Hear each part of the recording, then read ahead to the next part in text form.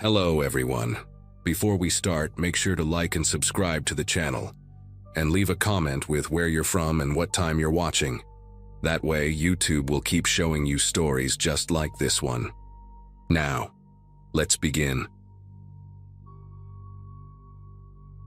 Moving back to Wisconsin after my marriage imploded wasn't part of any 5-year plan I'd ever made.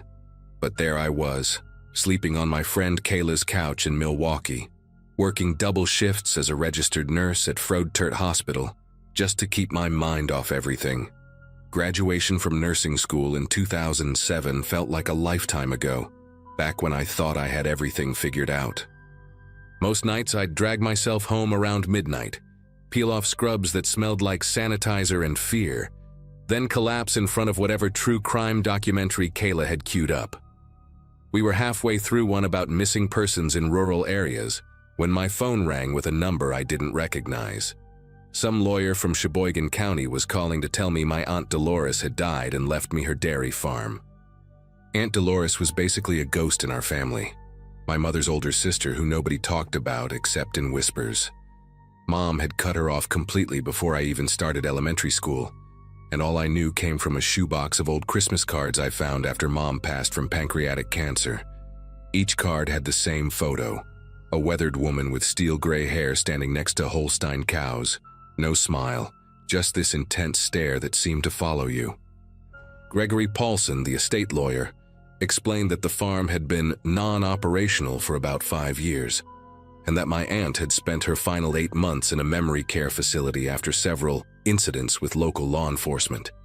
He said that last part carefully, like he was choosing each word from a list of things he legally could and couldn't say. I drove out to the property on a Thursday morning in early October, right after finishing a brutal night shift, where we'd lost 2 patients. Maybe it was exhaustion, but I needed to see something that wasn't fluorescent lit and sanitized. The farm sat about 20 minutes outside of Plymouth, down a gravel road that my GPS kept insisting didn't exist. When I finally found it, the place looked exactly like you'd expect an abandoned dairy operation to look. Main barn with its red paint flaking off like dried blood, 3 long metal-roofed sheds that used to house equipment, and the milking parlor, a low concrete building with a loading dock on one side. Weeds had taken over most of the barnyard, growing up through the cracked asphalt where trucks used to idle while loading milk. The smell hit me as soon as I opened my car door, that mix of old manure, rotting wood, and something else I couldn't place, something chemical and sharp. The milking parlor door was secured with a new padlock, which seemed weird given how deteriorated everything else looked. Paulson had given me a ring of keys, and the third one I tried clicked open smoothly, like it had been oiled recently.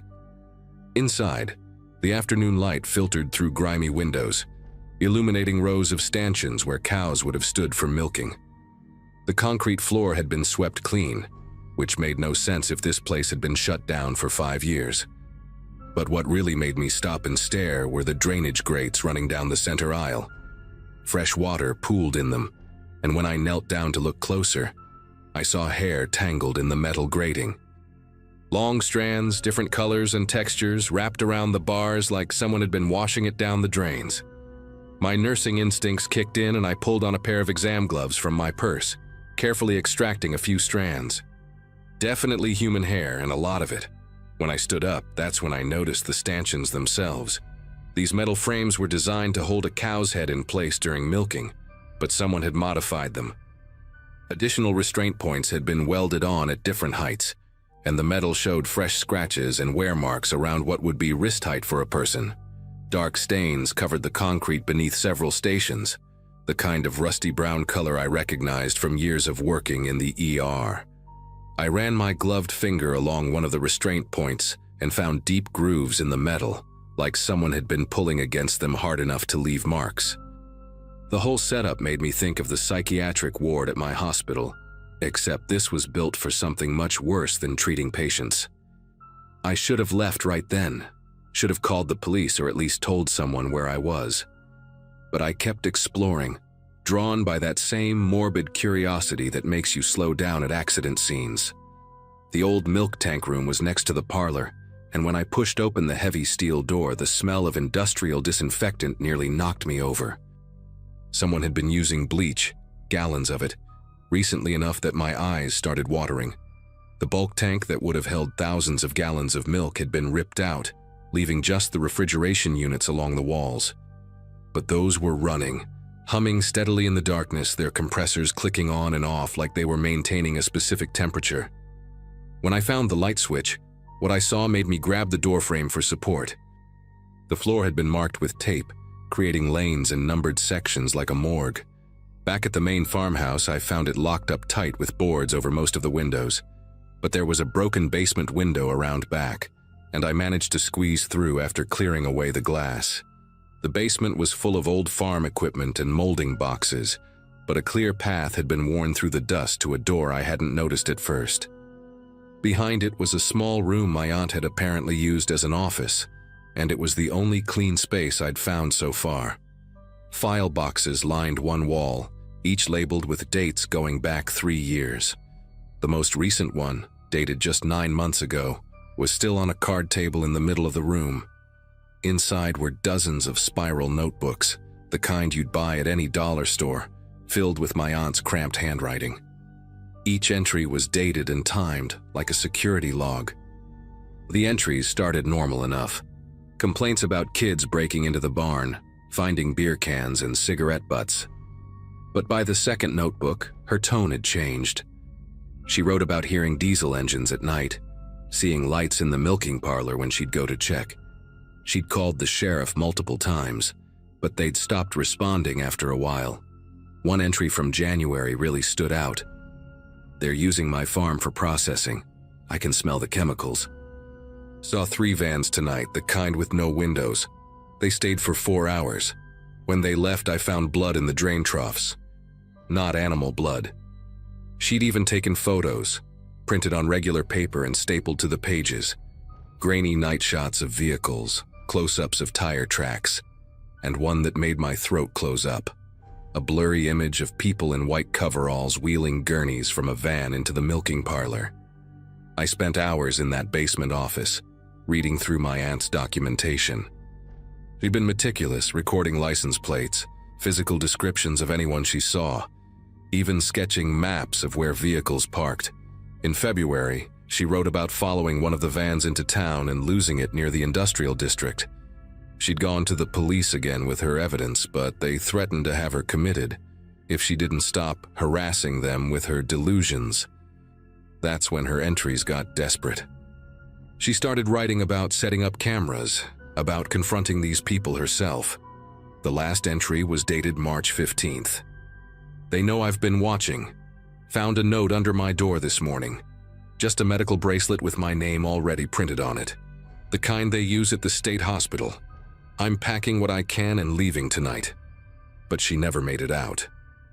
According to the legal documents Paulson had given me, she was picked up by sheriff's deputies that same night, March 15th, after concerned neighbors reported her acting erratically in town. She'd been committed for psychiatric evaluation and never left the facility. I sat there in her makeshift office, surrounded by her proof that she wasn't crazy, and felt rage building in my chest. They'd silenced her, made her look insane, and kept using her property for whatever horror show they were running. I grabbed the most recent notebook and the photos, shoving them into my bag. If I could get this to the right people, maybe someone would finally listen. That's when I heard it. The unmistakable rumble of diesel engines coming up the gravel drive. I killed the flashlight on my phone and crawled to the basement window, peering through the broken glass. 2 refrigerated trucks were backing up to the loading dock of the milking parlor, their reverse lights cutting through the dusk. Behind them, a white panel van sat idling, no markings, no plates I could see from this angle. 4 people in white hazmat suits climbed out of the van, and one of them was carrying what looked like a medical cooler, the kind we use for organ transport. They moved with practiced efficiency, like they'd done this hundreds of times before. One of them punched a code into a keypad I hadn't even noticed on the loading dock door, and it rolled up smoothly. The interior lights blazed on, and for just a second I could see inside. Rows of stainless steel tables that definitely weren't there when I'd explored earlier. My car was parked right out front, visible to anyone who looked. They had to know someone was here. I tried to control my breathing, pressing myself against the cold basement wall, when I heard footsteps on the porch above me. The front door opened, which shouldn't have been possible since I'd left it locked. Whoever was up there knew their way around this house. I could hear them walking through the rooms, methodical, checking each one. The footsteps stopped directly above the basement door. I held my breath, gripping the notebook like it might protect me, and watched the doorknob at the top of the basement stairs slowly start to turn. That's when my phone, still in my hand from using the flashlight, lit up with an incoming call. Kayla's face filled the screen, and her ringtone echoed through the basement like an alarm. I fumbled to decline the call, but it was too late. The door flew open and heavy boots thundered down the stairs. I scrambled through the broken window, feeling glass tear through my palms, and ran harder than I ever have in my life. Behind me, someone shouted, and I heard more footsteps joining the chase. I made it to my car, keys already in my hand, and peeled out of there so fast the tires threw gravel against the barn. In my rearview mirror, I saw two figures in white hazmat suits standing in the driveway, not running, just watching. They knew they didn't need to chase me. As I hit the main road, my phone buzzed with a text from an unknown number. Just a photo of my hospital ID badge, the one I'd thought I'd lost last month, along with my current address at Kayla's apartment. I drove straight to the FBI field office in Milwaukee. The notebooks and photos spread across my passenger seat. They listened, took my evidence, and said they'd investigate. 2 weeks later, an agent called to tell me they'd found the farm completely cleaned out. No trace of anything I'd described. The refrigerated trucks, the modifications to the stanchions, even the tape markings on the floor, all gone. They suggested I might have misinterpreted what I'd seen, that grief and exhaustion can play tricks on the mind. But I know what I saw, and more importantly, I have my aunt's documentation to prove it. I've since moved 3 times, changed jobs twice, and I still get texts sometimes. Always from different numbers, always just photos. My new apartment building, my new workplace, the coffee shop I go to every morning. They're letting me know they're watching, waiting for me to make the same mistake my aunt did. The difference is, I'm not going to the local police. I'm taking everything I have to every journalist, every true crime podcast, every investigative reporter who will listen. Someone somewhere will believe me, they have to.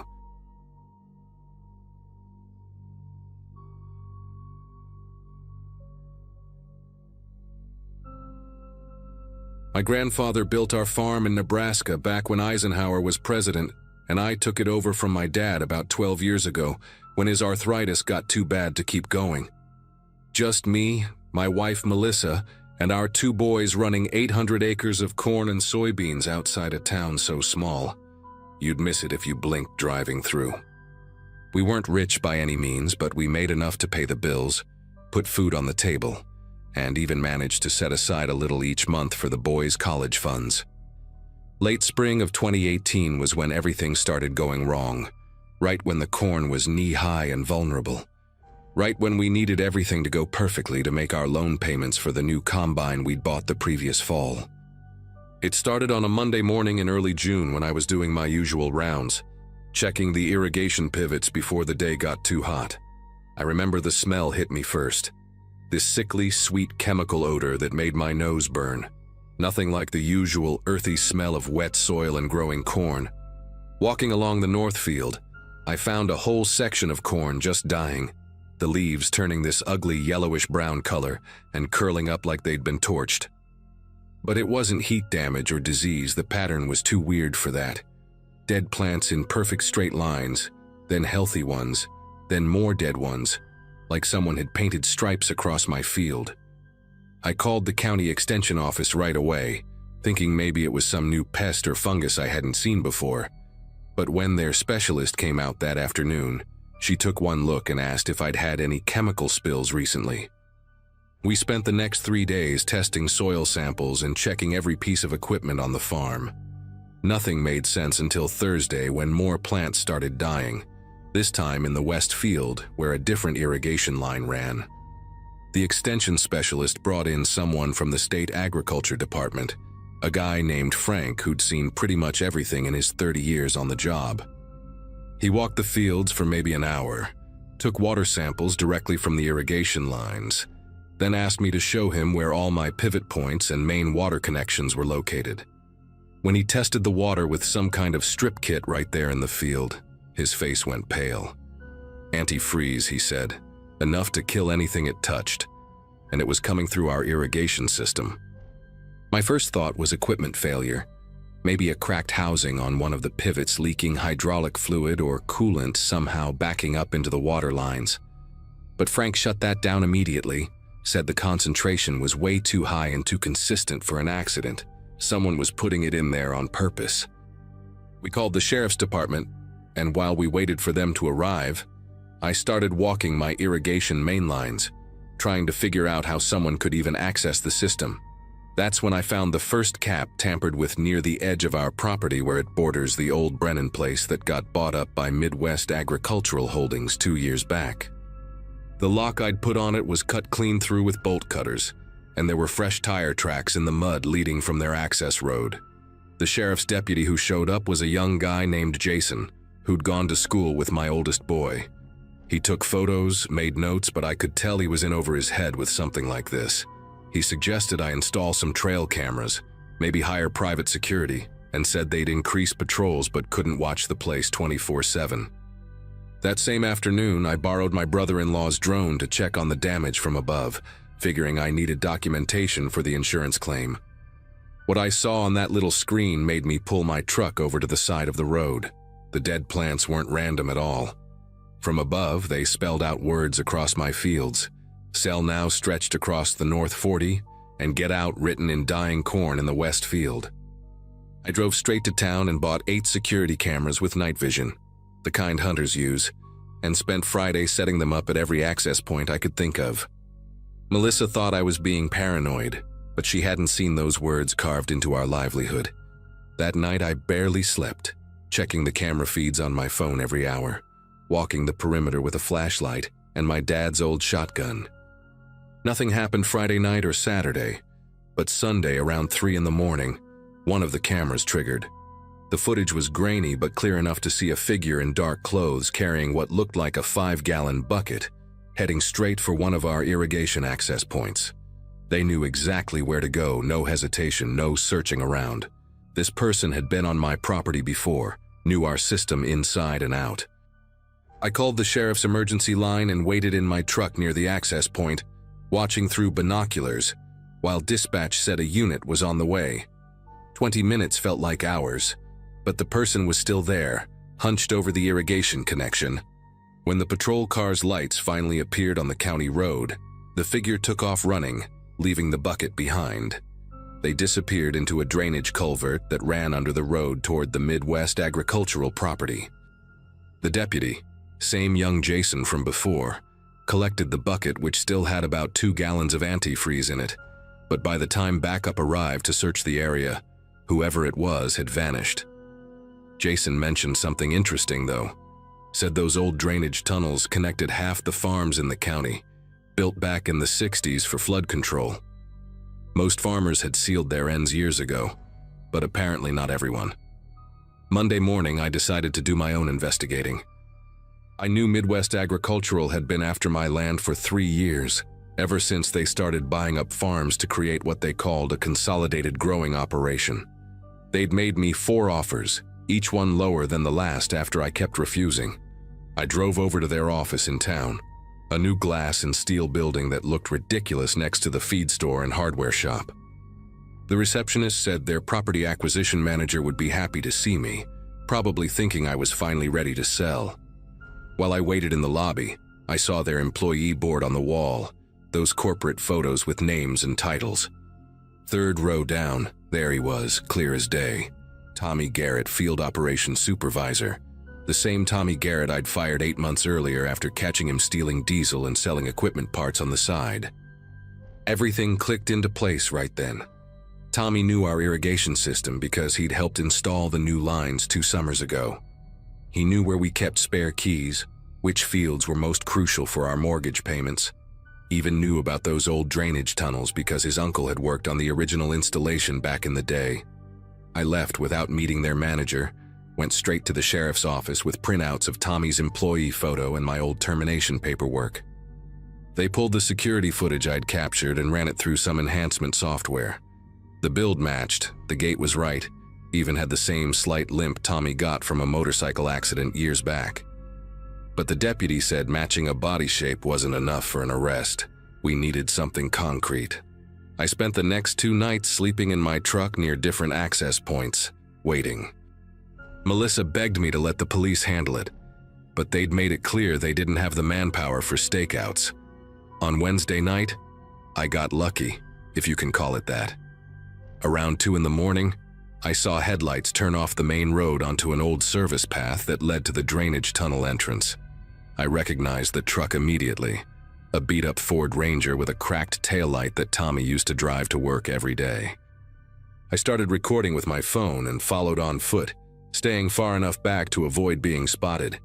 He went straight to the tunnel entrance with a bucket and a funnel, bold as brass, like he owned the place.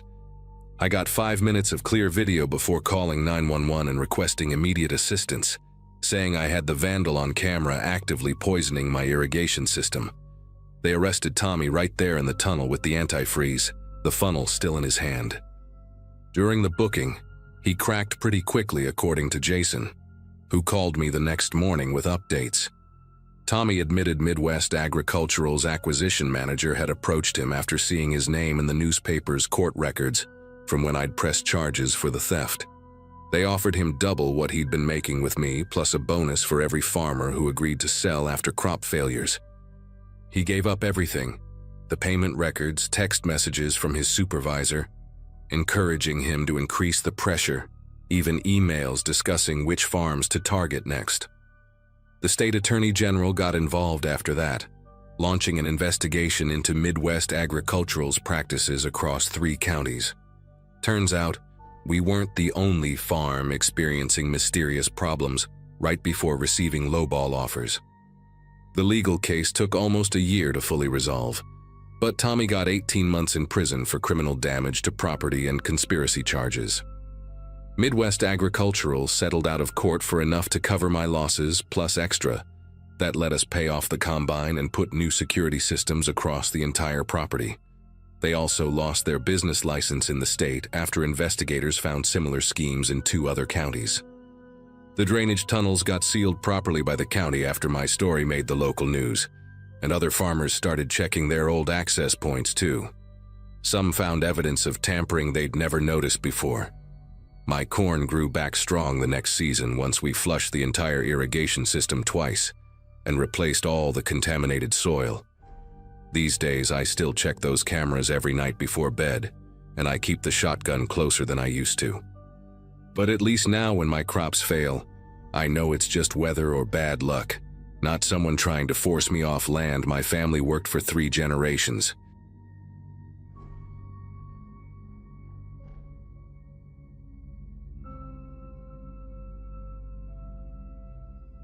Route 47 runs through farmland for about 60 miles before it hits any real town.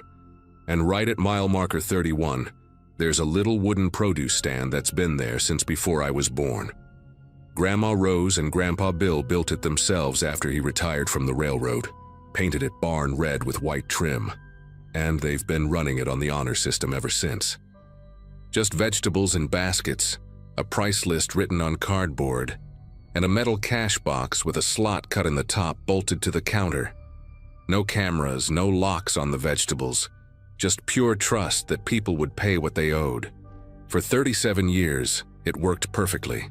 Folks would stop by, grab their tomatoes or corn or whatever was in season, drop their money through the slot, and drive off. Some regular customers even left notes thanking them for the best squash in the county, or asking them to save a dozen ears of corn for Sunday dinner. That Saturday in August, when I drove out to help with fence repairs, I expected to spend the day digging post holes and listening to Grandpa tell stories about his railroad days. Grandma Rose met me at the door in her sunflower apron, but instead of her usual cheerful greeting, she grabbed my arm and pulled me into the kitchen, where Grandpa was sitting at the table with a manila envelope in front of him. His jaw was clenched, the way it gets when he's trying not to show he's upset, and he pushed the envelope across the table toward me without saying anything. Inside were 5 photographs, all taken in their bedroom while they slept. The first one showed them from the doorway, covers pulled up to their chins. Grandma's white hair spread across the pillow. The second was closer, focused on Grandpa's nightstand where his heart medication was lined up next to his reading glasses and the old wind-up alarm clock they'd had since their wedding. The third showed Grandma's side of the bed, her breathing machine on the table, the cord running to her face. The fourth was taken from the foot of the bed, showing both their faces slack with sleep. The fifth one made my chest tighten. It was shot from directly above them, as if someone had been standing right there, leaning over their bodies in the dark. Grandpa said they'd found the envelope that morning when they went to collect yesterday's earnings. Maybe $300 worth of vegetables sold, but not a penny in the box. Just the envelope, folded tight to fit through the slot. What scared me most was how recent the photos looked. Grandma had just gotten that new quilted bedspread with the yellow roses last week, and there it was in every picture. These weren't old photos someone had found somewhere. Someone had been in their house within the past few days, maybe even last night, walking through their hallways, standing over them while they slept, close enough to smell Grandpa's aftershave on the dresser, close enough to read the labels on Grandma's pills. They hadn't heard anything, hadn't noticed any broken locks or jimmied windows. Their old lab, Butterscotch, who usually barked at every passing car, hadn't made a sound. Whoever took these pictures knew exactly how to get in, knew exactly when my grandparents would be deepest in sleep, knew that Grandpa took his hearing aids out at night and wouldn't hear footsteps on those creaky stairs. I wanted to call the police right away, but Grandpa had already tried that. Deputy Hanson came out, took a report, looked at the photos, checked the doors and windows, and basically told them there wasn't much he could do. No theft, technically. No property damage. No direct threats made. Just someone being creepy, he said. Probably local kids playing a sick prank before school started back up. He suggested they install motion lights and maybe get a security camera for the produce stand, then drove off in his cruiser, leaving my 81-year-old grandparents to figure out how someone had been walking around their bedroom while they slept. Grandma Rose kept staring at that fifth photograph, the one from above, and she quietly asked me if I could stay the weekend. Her voice had this tremor I'd never heard before, not even when she was telling me about her cancer diagnosis 2 years back. She said she couldn't shake the image of someone standing there, breathing in the dark above them, maybe reaching out a hand toward their faces, maybe thinking about doing something worse than just taking pictures. Of course I said yes, and we spent the rest of that morning changing all the locks, me driving to the hardware store 3 towns over because Grandpa insisted on getting the expensive deadbolts, the ones that couldn't be picked. While I was installing them, I kept thinking about the logistics of those photos. Their bedroom was on the 2nd floor, at the end of a hallway that creaked with every step. You had to pass 3 other doors to get there, including the bathroom with its noisy pocket door that Grandpa kept meaning to fix. The stairs had their own symphony of squeaks and groans that I could map out from memory. 3rd step from the bottom, 7th, and the very top one that sounded like a gunshot if you hit it wrong. Yet someone had navigated all of that in complete silence, spent enough time in their bedroom to take 5 different photos from 5 different angles, and left without disturbing anything. Not a picture frame out of place, not a drawer cracked open. Nothing except those photographs left in exchange for a day's worth of hard-earned money. That afternoon, while my grandparents tried to maintain their normal routine in the garden, I decided to check out the old barn behind the house. It had been built in the 1940s, back when the property was a working dairy farm, and now it mostly held gardening equipment, bags of fertilizer, and about 40 years' worth of things they couldn't bear to throw away. The main floor was packed with old furniture covered in dusty sheets, broken appliances waiting to be fixed, and towers of yellowing newspapers that Grandma swore she'd go through someday. But when I climbed the ladder to the hayloft, I noticed something that made me call out for my grandfather to come quick.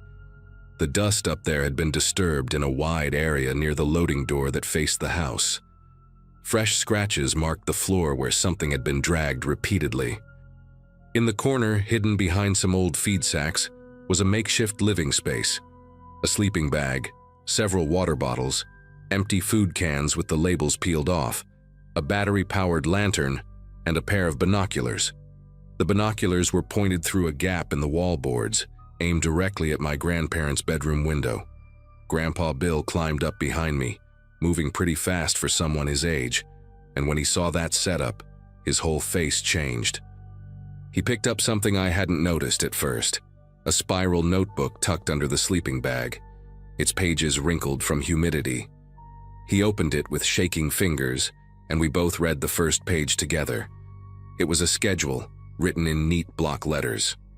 5:30 a.m., Bill gets up, bathroom, lets dog out. 5:45 a.m., Rose gets up, starts coffee. 6:15 a.m., both in garden until 7:30. 8 a.m., breakfast at kitchen table by window. 9 a.m., Bill to produce stand. Rose does laundry Mondays and Fridays.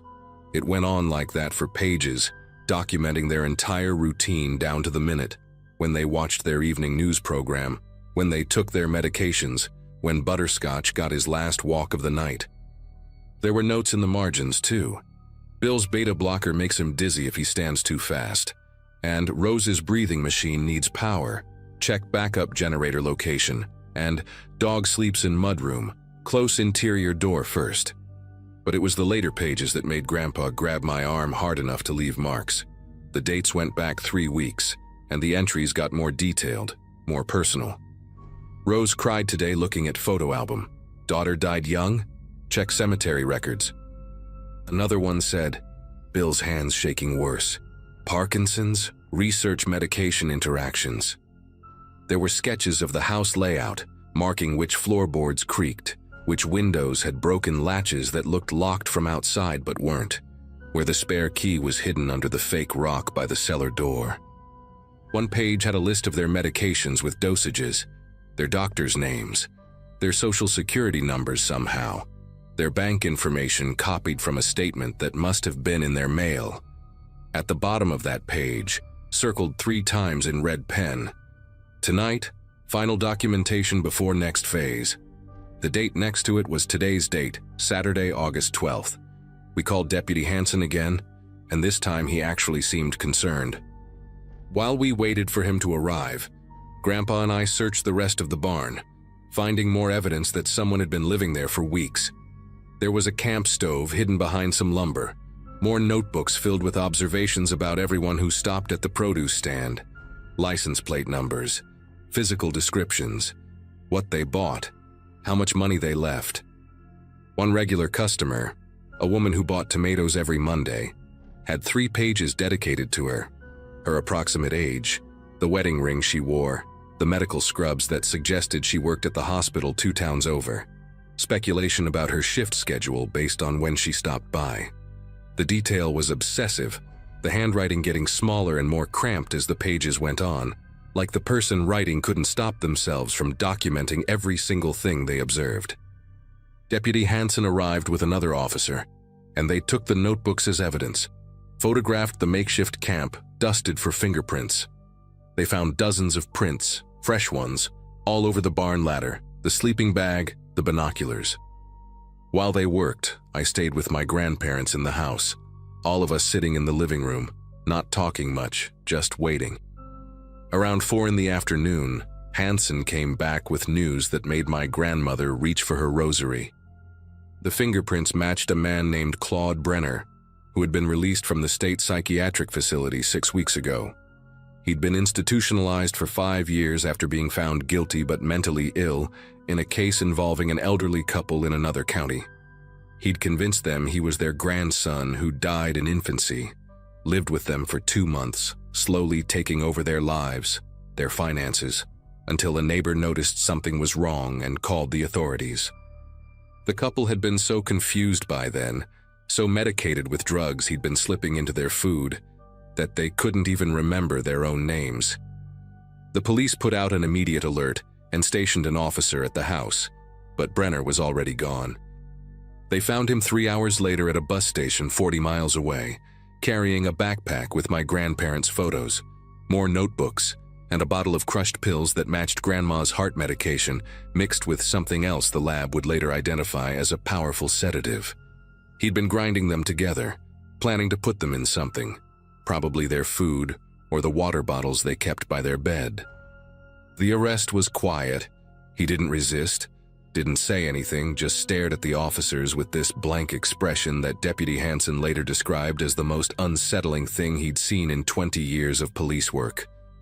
During the booking, they found more photographs in his pockets, not just of my grandparents, but of 3 other elderly couples in neighboring counties, all with produce stands or farm stores, all running on trust and honor systems, all with detailed notes about their routines, their medications, their isolation from neighbors, their vulnerability. My grandparents moved in with me after that. They couldn't stay in that house, couldn't sleep in that bedroom knowing someone had stood over them in the dark, documenting their every breath. The produce stand stayed closed for the rest of that summer and never reopened. Grandpa took down the hand-painted sign himself, his hand steady for once, and burned it along with those photographs in a barrel behind the barn. Brenner went back to the psychiatric facility, this time with no possibility of release, but the damage was done. My grandmother never slept through the night again, always waking at the slightest sound, checking the locks, peering out windows. Grandpa stopped taking his hearing aids out at night, preferring the feedback whistle to the vulnerability of silence. They lived another 3 years, passing within months of each other, and I sometimes wonder if they ever had a moment of real peace after that day. The house sold to a young family who knew nothing about what had happened there, and I drive past sometimes, seeing kids playing in the yard where the produce stand used to be. That patch of grass where trust died one August morning when photographs replaced money in a simple wooden box.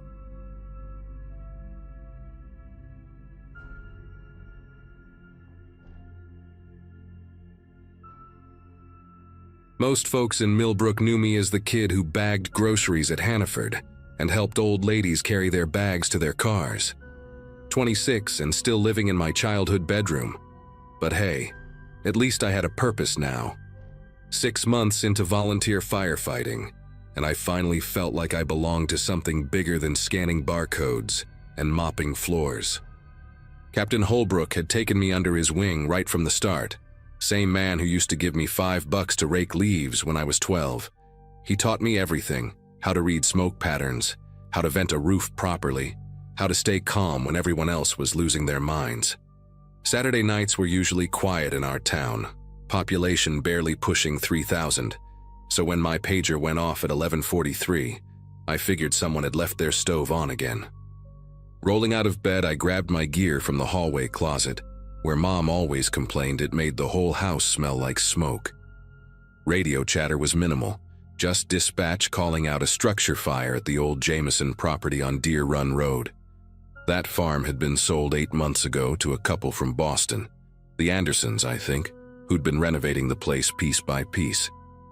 Nice people, always waved when they drove past, though some folks at the diner grumbled about city people driving up property taxes.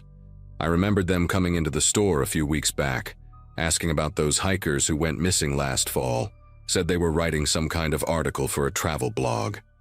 Strange thing to write about, but city people had different ideas about interesting topics, I guess. As I pulled on my boots, something nagged at me about that property, about how the previous owners, the Greenwalds, had left so suddenly last year, supposedly for a job opportunity in California, leaving half their furniture behind. My pickup struggled to start in the cold, engine turning over 3 times before finally catching. Deer Run Road was 15 minutes out, winding through pine forest and past the old quarry, where teenagers used to party before that girl drowned there in '98. No other volunteers had responded yet, according to dispatch, which wasn't unusual for a Saturday night when half the department was probably at Moose Lodge or already 3 beers deep at home. The scanner crackled with updates, Fully involved structure, barn not the main house, no injuries reported. Good. At least the Andersons were safe. But as I drove, I kept thinking about the other fires we'd had recently. The Nguyens' tool shed in September, that nice black family's gazebo, the Washingtons, just after Labor Day. All newcomers to town, all within their first year here, all ruled accidental by the state fire marshal. Captain Holbrook had handled the reports himself, said it was probably just coincidence, maybe faulty electrical work by the same cheap contractor. When I crested the hill before the property, orange light painted the sky like a wound against the darkness. The barn was fully engulfed, flames shooting 30 feet through the collapsed roof. But something was wrong with the scene. No other trucks, no flashing lights, just my headlights cutting through smoke that drifted across the gravel driveway. The Andersons' house sat dark about 200 yards away. No lights on, no cars in the driveway.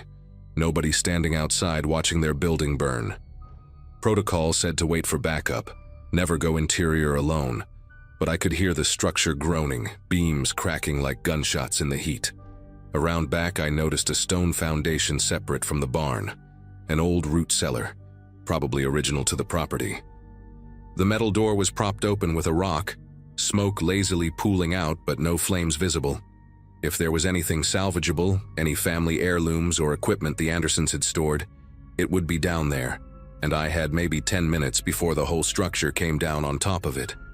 The cellar steps were carved limestone, worn smooth by a century of footsteps, and the temperature dropped 20 degrees as soon as I descended. My flashlight beam cut through the haze, revealing a space about 12 by 15 feet, stone walls sweating with moisture and heat from above. What I saw there made me stop breathing. The walls were lined with mason jars, dozens of them on wooden shelves, but they weren't filled with preserves or vegetables.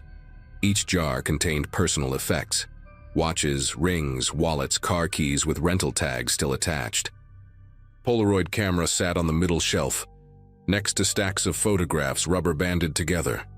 I pulled out one stack, and my light caught faces I recognized. The Greenwalds at what looked like a town meeting, circled in red marker. The Nguyens at the farmer's market, same red circle. The Washingtons at the 4th of July parade just 2 months ago. Every photo showed newcomers to town, all circled, all with dates written on the back in careful handwriting I knew too well. My legs went weak when I saw the far wall. Children's backpacks hung on hooks, names written on tags: Amy Greenwald, age 7, David Nguyen, age 9. Below them, a milk crate filled with toys still muddy from wherever they'd been buried, a pink bicycle helmet with unicorn stickers, a Nintendo Switch with property of Alex Washington etched on the back. These families hadn't moved away for new jobs or better schools. They never left Millbrook at all. In the corner, 3 blue tarps covered shapes I didn't want to identify, flies buzzing despite the November cold. The smell hit me then, sweet and cloying, cutting through the smoke. I grabbed the Polaroid camera and as many photos as I could stuff into my jacket, knowing nobody would believe me without proof. That's when I heard the footsteps on the limestone stairs, slow and deliberate, and Captain Holbrook's voice calling down, asking if I'd found anything interesting. He filled the doorway, still in his civilian clothes, jeans and that old Carhartt jacket he wore to every town council meeting. In his right hand, a red gas can swung gently, the kind we kept at the station for the lawn equipment. His left hand stayed in his pocket, wrapped around something angular that pushed against the fabric. The smile on his face was the same one he'd worn when he taught me to tie bowline knots, when he'd pinned my badge on my uniform 6 months ago. But his eyes were empty, flat like a deer's eyes in headlights. He came down 3 more steps, blocking my only exit, and I could smell the gasoline on his clothes mixing with cologne his wife always bought him for Christmas. "You weren't supposed to be on shift tonight," he said, voice gentle like he was talking to a spooked horse. "Dispatch wasn't supposed to page anyone except me. Computer glitch, I guess." "Captain," I started, but my voice cracked like I was 13 again. He shook his head slowly, sadly, like I'd disappointed him by not cleaning the trucks properly. The gas can made a sloshing sound as he set it on the step beside him. "Your mother would be heartbroken," he said, and something about the way he used the conditional tense made my knees buckle. 43 years I've kept this town safe, kept it pure, kept outsiders from ruining what we built here. My father did it before me, his father before him. You think those families were innocent? They came here digging, investigating, trying to destroy our way of life. The Andersons were asking about the hikers, connecting dots that didn't need connecting. He pulled his hand from his pocket, and I saw the revolver, an old Smith & Wesson police special. "I trained you because I thought you understood loyalty. Small towns survive by taking care of their own, not by welcoming every stranger who wants to change us." The barn above us groaned, a beam crashing down somewhere, shaking dust from the cellar ceiling. In that moment of distraction, I did the only thing I could think of. I grabbed the milk crate full of toys and hurled it at him. Plastic and metal scattered across the stairs as he stumbled backward, the gun firing once into the stone wall beside my head, chips of rock stinging my face. I bowled past him, taking the stairs 3 at a time, him shouting behind me about ungrateful kids and necessary evils. The barn was fully collapsing now, walls folding inward like a house of cards in slow motion. I sprinted to my truck, fumbling for keys with numb fingers, the Polaroids burning against my chest inside my jacket. In the rearview mirror, I saw him emerge from the cellar, silhouetted against the inferno, just standing there watching me drive away. He didn't chase. He didn't need to. Where was I going to go? Who would believe me over a decorated fire captain with 4 decades of service? I drove straight through town, past the police station where his brother-in-law worked nights, past the fire station where his nephew was probably washing trucks, past my house where Mom would be waiting up with coffee and questions. My phone rang constantly, dispatch, other volunteers, numbers I didn't recognize. At the interstate on-ramp, I finally pulled over and threw up in the ditch, bile mixing with the taste of smoke. The photos were still in my jacket, evidence of at least 15 families over who knows how many years. Some of the names I remembered from childhood. The Patel family who'd owned the gas station briefly in 2009. The young couple who'd tried to open that vegetarian restaurant. All moved away according to town gossip. Always suddenly, always leaving things behind. The nearest FBI field office was in Albany, 3 hours south. I had a quarter tank of gas, $37 in my wallet, and no idea if I'd make it there alive. But I did make it. Drove through the night with my doors locked and mirrors constantly checked, stopping only once for gas in a crowded station near Saratoga Springs, where I figured they couldn't do anything with witnesses around. The federal building security guard looked at me strange when I walked in at 5 in the morning, reeking of smoke, clutching wrinkled Polaroids like my life depended on them. Which it did. The agent they assigned to me, a young woman named Agent Reeves, went pale when she saw the photos. Paler still when I told her about the cellar, the jars, the children's belongings. By noon, Millbrook was swarming with FBI vehicles, state police, forensic teams. They found the cellar intact. Holbrook had fled but left everything behind, probably figuring he'd burned the only witness. They found more than just those 3 shapes under the tarps. The old quarry where kids used to party? 23 bodies recovered. The abandoned well behind the elementary school? 14 more.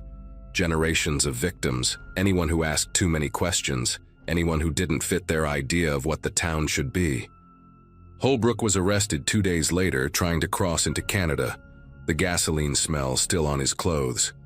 His brother-in-law, his nephew, half the police force, even our town selectmen, 17 arrests total when the investigation ended 8 months later. Mom had to move in with my sister in Connecticut after the death threat started.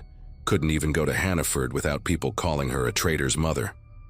I testified for 3 different trials. Told the same story each time about that night in November, about the photos and the toys and the smile on the face of the man who taught me to save lives. Some nights I wake up still tasting smoke, still feeling those limestone steps under my boots.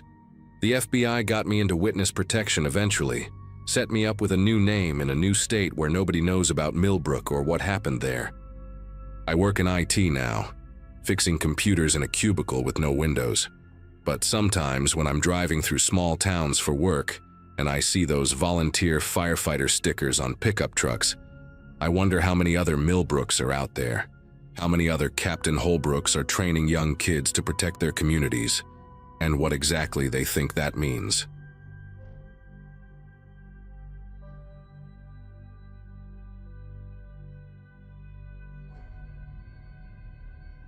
When my sister Vanessa called about splitting the cost on a farmhouse rental for our parents' 40th anniversary, I figured it would be one of those awkward but necessary family obligations. Our parents, Doug and Janet, had been dropping hints about wanting all of us together for months. And honestly, after the mess of the past few years, scattering across different states, barely keeping in touch, I thought maybe it would be good for us. The place Vanessa found was listed as a century-old farmhouse on 80 acres in rural Pennsylvania, about 3 hours from Philadelphia where I live. The photos showed weathered wood siding, a wraparound porch, and fields that stretched to a tree line in the distance. It looked isolated in that peaceful way people pay premium prices for. Vanessa handled the booking through some vacation rental site, communicated with a property manager named Howard through email, and wired the deposit. Simple enough. We planned to arrive Friday evening in early September, spend the weekend reconnecting, and head home Monday morning. I arrived first, around 6 in the evening, with my daughter Chloe, who had just turned 11 that July. My wife Jessica was supposed to come but got stuck covering someone's shift at the hospital where she works as a surgical nurse, so it ended up being just me and Chloe making the drive. The farmhouse sat at the end of a gravel driveway that curved through overgrown fields, the kind where you couldn't see the main road anymore once you were halfway down. The house itself looked exactly like the photos, maybe a bit more worn, paint peeling near the roof lines but charming in that rustic way. There was a detached barn about 50 yards behind the house, doors hanging crooked on their hinges. No other buildings in sight, no neighbors visible, just fields and woods pressing in from all sides. I grabbed our bags from the trunk while Chloe stretched her legs, complaining about the long drive. A lockbox hung on the front door handle, and inside was a key just like Howard's email had described. The door opened with a long creak, and we stepped into a dim hallway that smelled like old wood and something faintly chemical, maybe cleaning supplies. The place had clearly been furnished from estate sales. Mismatched furniture, floral couches, a dining table that wobbled when I set my keys on it. But it was clean enough, and there were 6 bedrooms upstairs, plenty of space for all of us. Vanessa and her husband Keith showed up about 40 minutes later, followed by my brother Todd and his girlfriend Amber within the hour. My parents arrived last, pulling up just as the sun started dropping behind the tree line, painting everything in that orange-gold light that makes old houses look either beautiful or haunted, depending on your mood. Mom immediately started fussing over the kitchen, unpacking the groceries they'd brought, while Dad inspected the fireplace like he knew anything about masonry. We settled into our rooms, Chloe claiming the smallest bedroom at the end of the upstairs hallway, because it had wallpaper with faded butterflies that she thought was cute. I took the room next to hers, a larger space with 2 windows overlooking the front yard and that barn in the distance. The windows didn't lock properly, I noticed. The mechanisms were old and loose, but I figured we were in the middle of nowhere. What did it matter? We ordered pizza from a place 20 minutes away that actually delivered out here, and spent the evening playing board games around that wobbly dining table, drinking beer, catching up on the surface-level stuff families talk about when they haven't been close in a while.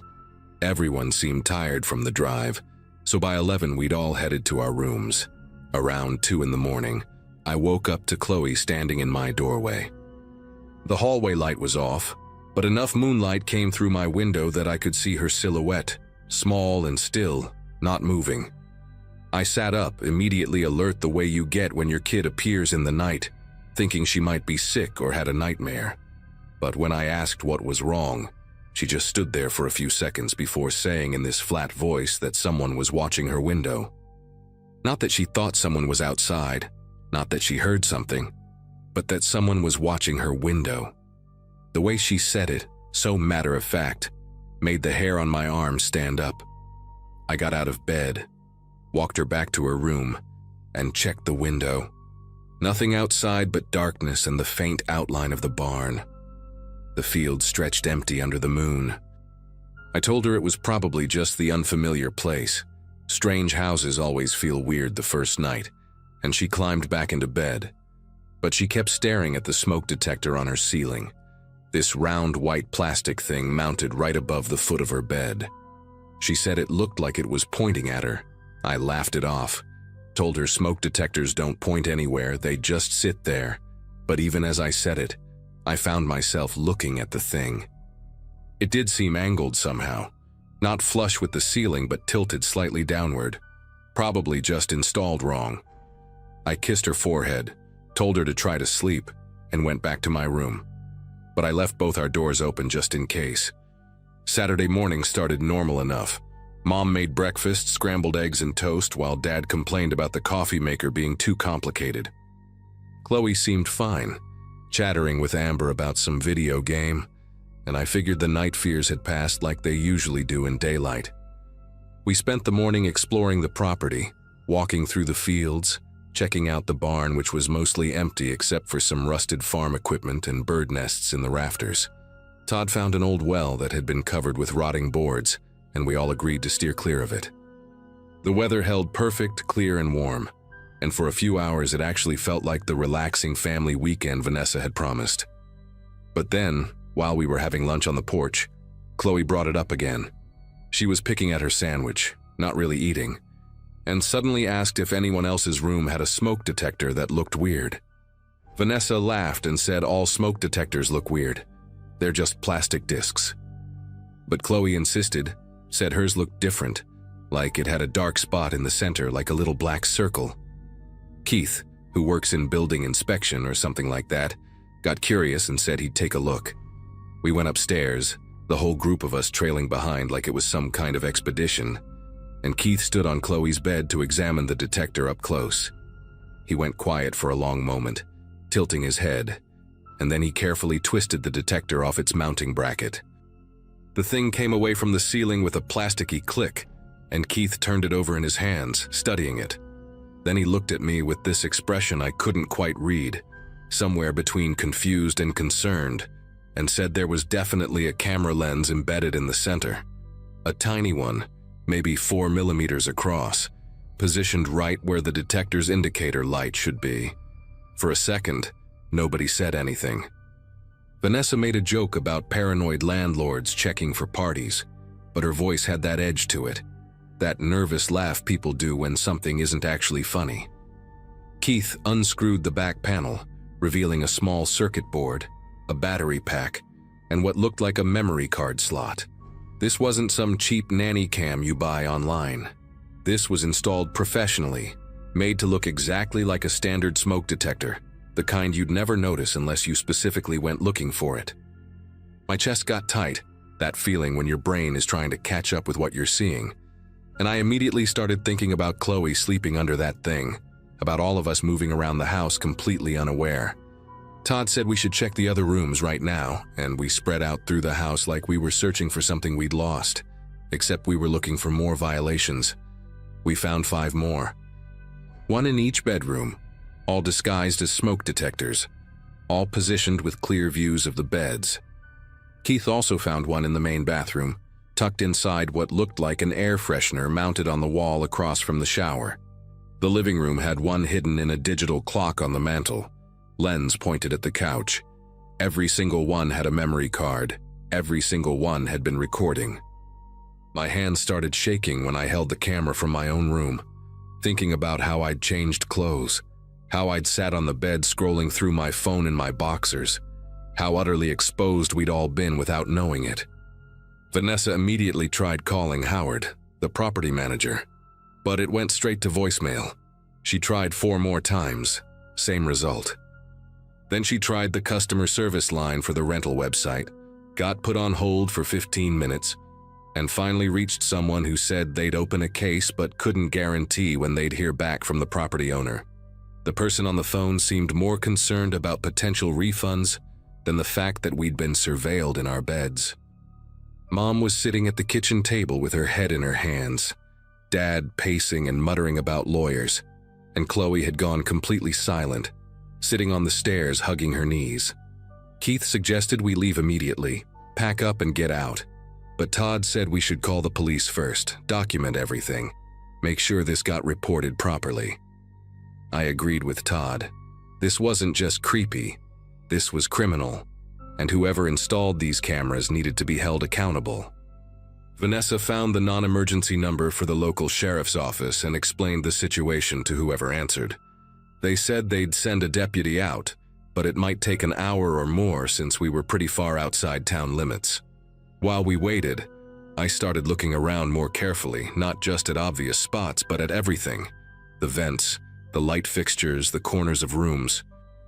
I noticed the kitchen had a small hole drilled in the cabinet above the sink, barely visible, and when I opened the cabinet, I found another camera wedged between dishes, pointed down at the counter and table. This person, whoever they were, had spent time planning this, drilling, wiring, hiding these things in ways that looked completely natural. It wasn't some spur-of-the-moment pervert setup. This was methodical.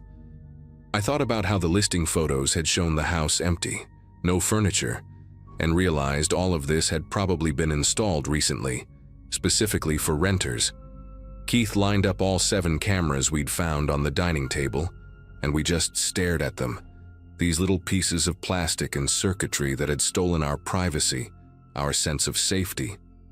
While we waited for the deputy, Keith decided to walk down the driveway to see if he could get better cell reception and try calling Howard again. He was gone maybe 20 minutes when he came back walking fast, almost jogging, with this look on his face that made everyone stop talking. He'd run into a neighbor, an older woman who lived about half a mile down the road in a small brick house we'd passed on the way in. Keith said he'd asked her if she knew anything about the property or the owner, just making conversation, and she'd given him this long look before asking if we were the ones renting the farmhouse. When Keith said yes, she'd told him we should leave. Not suggested, told. She said the last 3 groups who'd rented the place had all left in the middle of the night, suddenly, without warning. She didn't know why exactly, but one family had knocked on her door around 3 in the morning looking terrified, asking to use her phone, saying they needed to call the police. She'd let them inside, but by the time any officers arrived the next morning, the family was already gone, never came back. Then she mentioned something that made my stomach turn. Said that about 2 months ago, another rental family's car was found abandoned on Route 134, about 5 miles from here. Doors open, engine still running, but nobody inside. The police searched for them, she said, but as far as she knew, they never found anything conclusive. The room went dead silent. Amber started crying, not loud, just tears running down her face, and Vanessa kept saying, "This can't be real. This can't be real," like repeating it would somehow change things. Dad wanted to know why the hell this woman didn't warn people before they rented the place, and Keith said she told him she'd tried calling the rental company multiple times, but they never took the listing down. My brain was spinning, trying to make sense of it. Were the cameras connected to something? Was someone watching in real time? The memory card suggested recording for later, but what if there was a live feed too? What if whoever installed these knew we'd found them? Todd grabbed the cameras off the table and smashed 2 of them against the floor, stomping on the pieces, like destroying them would somehow erase what had already happened. I pulled Chloe close, felt her trembling against me, and told everyone we needed to get our stuff and leave right now. Forget the deputy. Forget documenting anything. Just get out. But Mom pointed out that it was already getting dark outside, the sun dropping fast, and she didn't want to drive those narrow country roads in the dark when we were all this shaken up. Vanessa argued we should at least wait for the police, have them escort us out, make sure we were safe. The problem was nobody's phone had service anymore, not even one bar, like something had changed in the last hour. Keith checked the landline phone mounted on the kitchen wall, one of those old rotary types that seemed decorative. But when he picked up the receiver, there was no dial tone, just dead silence. That's when I noticed the cars. Through the kitchen window, I could see all 3 vehicles parked in the gravel area near the porch, and something about them looked wrong. I walked outside, the others following, and immediately saw that every single tire had been slashed, clean cuts in the sidewalls, rubber peeling away from the rims. Someone had done this quietly, precisely, while we were all inside focused on the cameras. My truck, Vanessa's SUV, my parents' sedan, all of them useless. The sun had nearly set now, just a thin line of red on the horizon, and the fields around us looked darker than they should, shadows stretching long and strange. Todd started shouting about how we needed weapons, something to defend ourselves with, and he ran toward the barn. Dad yelled at him to stay close, but Todd was already halfway there, moving fast through the tall grass. The rest of us stood frozen in the driveway, watching him disappear into the dark mouth of the barn entrance. He was inside maybe 30 seconds before we heard him scream. Not a startled yelp, but a genuine scream of terror. And then nothing. Keith and Dad ran toward the barn while I pushed Chloe and the others back toward the house, telling them to lock the doors. Don't open them for anyone. I followed Keith and Dad, my heart hammering so hard I could feel it in my throat. And when we reached the barn entrance, I grabbed a rusted piece of rebar from the ground, something solid in my hands. Inside, the barn was almost pitch black, just enough dying light coming through gaps in the walls to see shapes. We called Todd's name, heard nothing back, and then Keith's flashlight from his phone clicked on, beam cutting through the dark. Todd was sitting against the far wall, knees pulled up, staring at something on the ground in front of him. When we got closer, I saw what had made him scream. Bags, black plastic contractor bags, 5 of them, lined up against the wall, and one had split open, revealing clothes inside. A child's sneaker, a woman's purse, things that clearly belonged to people. The smell hit me then. Not death exactly, but something chemical and wrong, like bleach mixed with decay. These were belongings from the other renters, had to be, trophies or evidence or whatever sick thing this was. Todd was hyperventilating, saying we're going to die out here over and over, and Dad slapped him across the face, not hard, but enough to snap him back. We pulled Todd to his feet and got out of that barn, running back to the house where everyone was pressed against the windows watching us. Once inside, we locked every door, every window we could reach, pushed furniture against the entrances, and huddled in the living room with whatever makeshift weapons we'd grabbed. Kitchen knives, a fireplace poker, that piece of rebar I still hadn't let go of. Chloe wouldn't stop shaking, and Mom held her while whispering prayers I hadn't heard since I was a kid. We kept the lights off, didn't want to be visible, and waited in the dark, listening to every creak of the old house settling, every rustle of wind outside. Hours crawled by, felt like days, and nobody slept. Around midnight, we heard an engine in the distance, growing louder, and headlights swept across the windows. A vehicle pulled into the driveway, and through a gap in the curtains I saw it was a sheriff's cruiser, light bar dark, moving slowly toward the house. Relief hit me so hard I almost collapsed, and Dad was already moving toward the door when Keith grabbed his arm and said, "Wait." Something about the way the cruiser stopped, about 50 feet from the porch, engine idling but nobody getting out, made Keith hesitate. We watched for maybe 2 full minutes and the driver never emerged, never called out, just sat there in the dark cab. Then the headlights cut out and the engine died, and we heard a car door open and close, but still nobody appeared. Keith whispered that real cops don't behave like that. They announce themselves, they use their radios, and my skin went cold understanding what he meant. Whoever was out there wanted us to come outside, wanted us to think we were being rescued, so we'd unlock the doors and make ourselves vulnerable. We stayed silent, barely breathing, and after what felt like forever, we heard footsteps crunching on gravel, slow and deliberate, circling the house. They stopped at each window, each door, testing, checking, and when they reached the back door, the knob rattled violently like someone was trying to force it. Amber started crying again, louder this time, and Vanessa clamped a hand over her mouth to muffle the sound. The rattling stopped. Then we heard boots on the porch steps, heavy and unhurried, and I realized whoever this was knew we were trapped, knew we had nowhere to go and was taking their time. Dad whispered that we should rush whoever it was, all of us together, overpower them and take the cruiser. But before anyone could respond, we heard another engine. This one different, rougher, and more headlights flooded the driveway. A pickup truck pulled up fast, real police lights flashing, and a woman's voice shouted through a megaphone identifying herself as Deputy Carver, asking if anyone was inside the residence. The footsteps on the porch ran fast toward the tree line, and I heard the fake cruiser's engine roar to life and tear out of the driveway in the opposite direction. We unlocked the door, stumbled outside, and I've never been so grateful to see another human being in my life. Deputy Carver had actually been trying to reach us for hours after receiving our call, but kept getting sent to the wrong address by her GPS until she finally asked at a gas station and the clerk recognized the property description.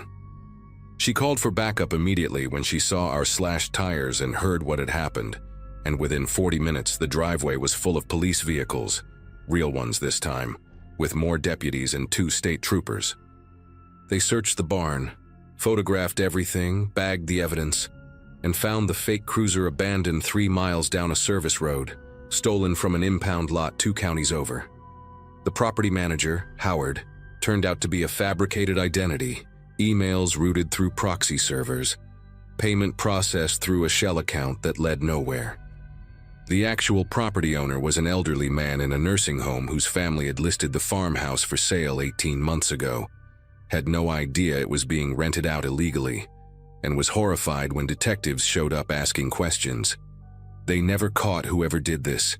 The cameras, the surveillance, the belongings in the barn, none of it led to an arrest, just an open investigation that I check on every few months and always find the same status: ongoing. We gave statements until dawn, and the police arranged for a tow truck and a van to get us out of there. Chloe doesn't talk about that weekend, not even to her therapist, and Jessica and I decided not to push her. The rental website pulled the listing and settled with us out of court, along with 2 other families who came forward with similar stories after seeing news coverage. I still don't know what would have happened if Deputy Carver hadn't shown up when she did, and honestly, I don't want to know. What I do know is that I check every smoke detector now, every mirror, every electronic device in any place I stay, and I probably always will.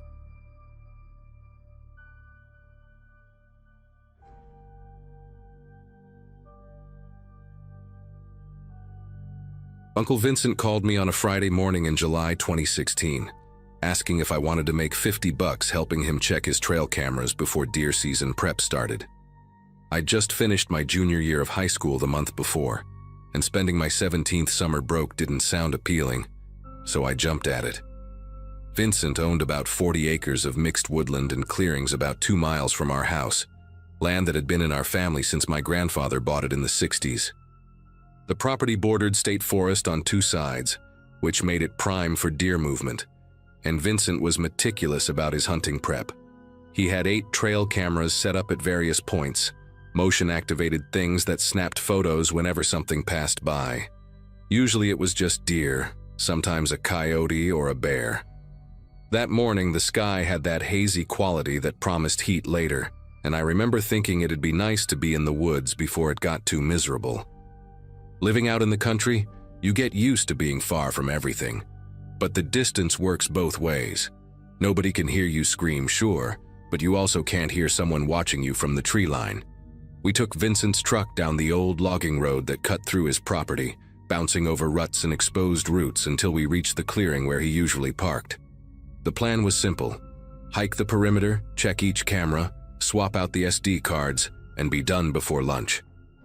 Vincent brought his retriever, Copper, a 7-year-old dog who knew these woods better than most people knew their own neighborhoods.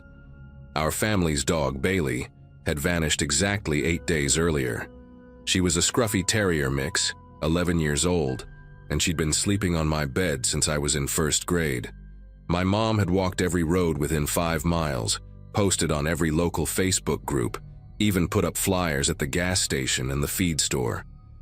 We'd resigned ourselves to thinking maybe a coyote got her, or she'd just wandered off to die somewhere quiet, the way old dogs sometimes do. Vincent knew how torn up I was about it. He didn't mention Bailey once that morning, which I appreciated. We made small talk about nothing as we started the first trail, Copper ranging ahead of us, nose down, tail wagging. The first 3 cameras were uneventful. Hundreds of photos of deer at dawn and dusk, a few raccoons, one blurry shot of what might have been a bobcat. Vincent seemed pleased. The 4th camera was mounted near an old hunting stand that nobody had used in years, a wooden platform about 12 feet up in an oak tree, accessible by boards nailed into the trunk as a makeshift ladder. When Vincent pulled the SD card and started scrolling through the photos on his phone, his face changed. Not dramatically, just this subtle shift where his jaw tightened and his eyes narrowed. He didn't say anything at first, just kept swiping, faster and faster. Then he handed me the phone without a word. The first few images were normal, a doe and her fawn at dawn, their eyes glowing green in the camera flash. But then the photos shifted. A person, not walking past the camera like a hiker might, but standing there, facing it directly, like they knew exactly where it was. The timestamp said 2:47 a.m. from 5 days ago. The figure wore dark clothes and had their hood pulled up, but what made my chest tighten was how still they stood, how deliberately they'd positioned themselves in frame. There were 7 photos in sequence, each taken 30 seconds apart, as the motion sensor kept triggering. In each one, the person was in a slightly different pose, moving closer to the camera, until the final image showed just their torso, the lens aimed at their chest. Like they were studying it, Vincent took the phone back and zoomed in on one of the shots. "That's not hunting gear," he muttered, "and nobody has permission to be out here." We both looked up at the hunting stand at the same time. It was one of those permanent structures built decades ago with weathered plywood and 2x4s, the kind that accumulates leaves and bird nests over the years. From where we stood, it looked abandoned like always, but Copper had stopped ranging. The dog sat at the base of the oak tree, staring straight up at the platform, a low whine building in his throat. Vincent called his name twice, but Copper wouldn't move, wouldn't look away. That's when I noticed something I'd missed before. The ladder boards, the ones nailed to the tree trunk, they weren't covered in the same layer of grime and moss as the rest. The wood was cleaner, worn smooth in places like someone had been climbing up and down regularly. Vincent saw it too. He pulled a flashlight from his pack even though it was broad daylight and aimed it up at the platform. We couldn't see much from below, just the underside of the plywood floor, but there was definitely something up there. Not leaves or debris, but shapes. Rectangular shapes that looked like they'd been arranged deliberately. My uncle's a big guy, former Marine, not easily rattled, but his hand was shaking enough that the flashlight beam bounced against the tree bark. He looked at me, then back up at the stand. "Stay here," he said, which we both knew I wasn't going to do. Vincent went up first, testing each board before putting his full weight on it. I stood at the base with Copper, who'd gone completely silent now, just staring upward with his ears pinned back.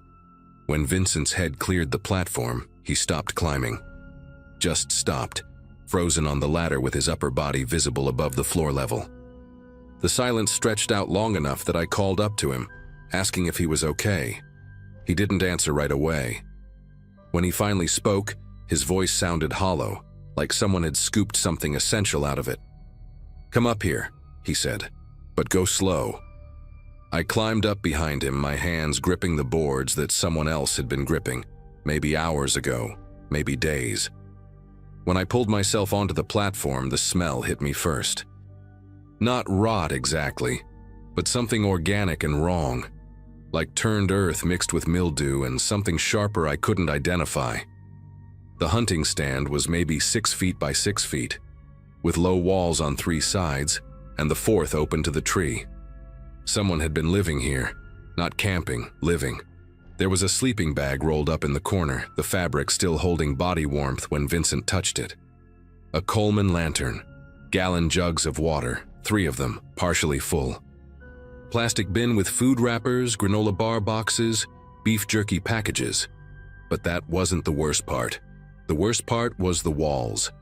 Every square inch of the interior plywood was covered in photographs. Not random pictures, not magazine clippings. Photos of my family, of my house. There was my mom getting the mail, wearing the same blue cardigan she'd worn all week because the mornings had been chilly. There was my dad mowing the lawn, his bald spot catching the sun. There was me, walking to the end of our driveway to catch the school bus, my backpack slung over one shoulder. The photos were printed on regular computer paper, some in color, some in black and white, and they were taped up with such precision that they overlapped like shingles, creating this collage that covered every available surface. Vincent started tearing them down, and that's when I saw the dates written in the margins. The most recent one was from yesterday morning. The photo showed our back porch, taken from somewhere in the woods behind our house, and you could see straight through the kitchen window to where my mom stood at the sink. The angle was wrong, too high, like whoever took it had been in a tree. I felt something cold settle into my stomach. Not panic yet, but the beginning of it. That recognition that something terrible was happening and had been happening while we lived our normal lives completely unaware. Vincent had his phone out calling 911. His voice clipped and controlled as he gave our location to the dispatcher. I couldn't stop staring at the photos. There were dozens of them, maybe over 100. Some showed our cars in the driveway. Others captured my little sister playing in the yard with her jump rope. There was one of my dad loading groceries from his truck, and you could read the date on the newspaper tucked under his arm, July 9th. That was 12 days ago. Whoever this was had been documenting us for at least 2 weeks, probably longer. I started noticing other details. A notebook, spiral-bound, sitting on top of the sleeping bag. Vincent had already bagged it in a plastic grocery sack, not touching it directly, but through the clear plastic I could see handwriting on the visible page. Notes, times and dates. 1:15 p.m., father leaves for work. 3:30 p.m., mother returns from errands. 6:45 p.m., family dinner, all visible through kitchen window. Clinical observations like we were subjects in some study. My hands were trembling now, actually shaking, and I shoved them in my pockets because I didn't want Vincent to see how scared I was becoming. The dispatcher told Vincent to get off the property and wait for police at the main road. But as we started climbing down, Copper began barking, that deep, aggressive bark he only used when something was seriously wrong. He'd moved about 20 feet from the tree and was digging frantically at the ground, dirt flying out behind him in sprays. Vincent yelled at him to stop, but Copper kept going, digging deeper, more frantic. Then he stopped abruptly and backed away, whimpering. We both walked over, even though every instinct told me not to. The hole Copper had dug was maybe a foot deep, and at the bottom, partially uncovered, was fabric. Blue fabric with white stars. I recognized it immediately. It was Bailey's collar, the decorative bandana my sister had tied around her neck the morning she disappeared. Vincent told me to get back to the truck, his voice sharp now, authority cutting through. But I couldn't move. He knelt down and carefully brushed away more dirt with his hand. And that's when we saw her, Bailey. Buried in a shallow grave right beneath the hunting stand. Her body was partially decomposed, but it was definitely her. That scruffy gray fur, the white patch on her chest. Someone had killed our dog and buried her here. The same person who'd been watching us. The same person who'd been sleeping 12 feet above her body. Vincent physically pulled me away from the grave and marched me back toward the truck, Copper following close behind. My mind was racing, trying to process everything at once and failing. Bailey didn't just wander off. Someone took her, killed her, and buried her here as what? A trophy? A warning? The walk back felt longer than it should have. Every shadow in the tree line suddenly suspect. Every bird call making me whip my head around. We reached the truck, and Vincent told me to get in and lock the doors. He stood outside with his rifle, which he'd grabbed from behind the seat, scanning the woods while we waited. The police took 18 minutes to arrive, which I know because I counted every single one of them on the truck's dashboard clock. When they finally showed up, there were 3 cars, 2 county sheriffs and a state trooper. Vincent walked them back to the hunting stand while I stayed at the truck with one of the deputies, a young guy named Collins who kept asking me questions I could barely answer because my brain felt wrapped in cotton. They processed the scene for hours. More police came, then detectives, then someone from what I assume was a crime scene unit. They took the photos, the notebook, the sleeping bag, everything. They brought dogs out to track scent trails, and that's when things got worse. The dogs led them on a path through the state forest that eventually came out on the dirt access road about a quarter mile from the back of our property. And then the trail continued, through our backwoods, right up to the tree line behind our house.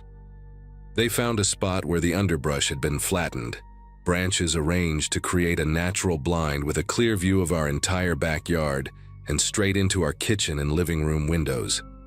Whoever this person was, they hadn't just been living on Vincent's property. They'd been coming to our house regularly, watching us from maybe 40 yards away. The state trooper, an older woman with gray hair pulled back tight, showed Vincent and me the spot. There were footprints in the soft ground, fresh ones from recent rain, size 11 boots, deep treads, probably hiking boots. The prints led right up to our back porch. They were on our porch. The most recent tracks were from this morning, based on how the dew had settled around them. My mom had been home alone all morning. My dad was at work, my sister at summer camp, and I'd been out with Vincent. The thought of this person standing on our porch, maybe looking through the window at my mom as she made coffee or read the newspaper, made me feel physically sick. The state trooper told us we couldn't go home yet, that they needed to secure the house and make sure nobody was inside. That possibility hadn't even occurred to me until she said it, and then it was all I could think about. They cleared the house room by room while we sat in Vincent's truck in our own driveway, watching armed officers move through our home with flashlights and drawn weapons, even though it was the middle of the afternoon. They didn't find anyone inside, but they found evidence someone had tried the back door, scratches around the lock, fresh ones like someone had been testing it. The door had been locked, thank God, but only just barely. My mom always locked it, but sometimes she'd forget until right before bed, and apparently this person knew our routines well enough to know that. They took fingerprints from the door handle, from the hunting stand, from the water jugs. They put out an alert to surrounding counties and started going through recent reports of suspicious activity or prowlers. The detective in charge, a tired-looking man in his 50s who introduced himself as Lieutenant Owens, told us the stalking appeared to have been going on for at least 3 weeks, based on the photo timestamps, possibly longer. He said cases like this, when they escalate to killing a pet, often precede more serious violence. He didn't elaborate on what more serious meant, but he didn't have to. We couldn't stay in the house that night. The police arranged for a patrol car to park in our driveway, and we packed bags and stayed at my aunt's place in town. My sister cried when we told her about Bailey, and my mom just sat on the couch staring at nothing, processing the fact that someone had been watching us for weeks. My dad spent the entire evening on the phone with a security company, arranging for cameras and a monitoring system to be installed the next day. I didn't sleep at all that night.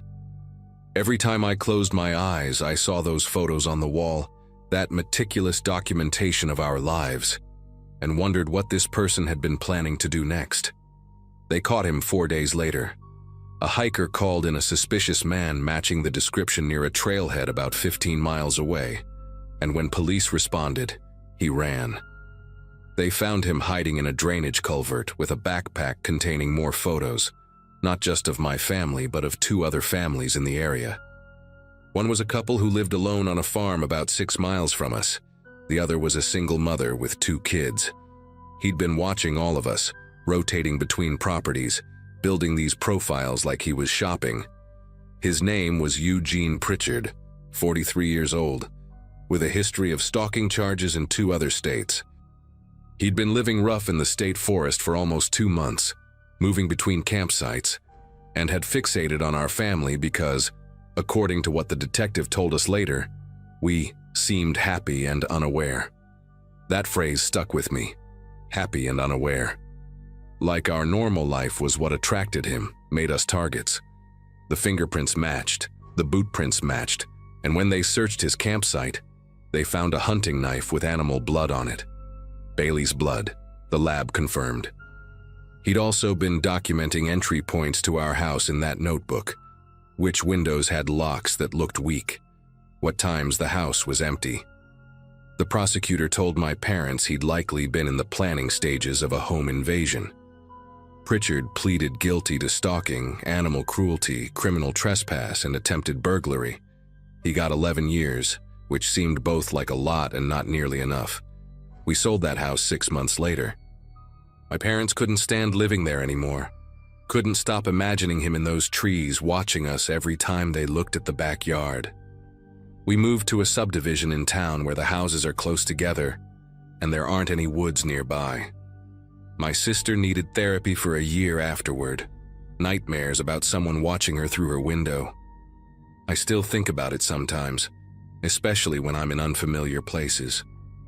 That feeling of being observed without knowing it, of someone learning your patterns, your routines, the rhythm of your life. The hunting stand is gone now. Vincent tore it down himself the week after they arrested Pritchard, burned every piece of wood. But I've never been able to go back to those woods, even though they're family property.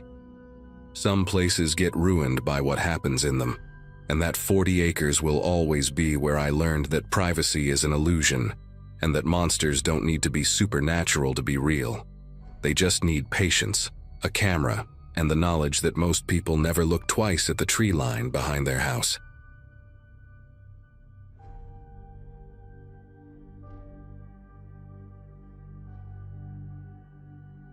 Growing up on my family's farm in a quiet stretch of northern countryside shaped most of my routines, and that year wasn't any different.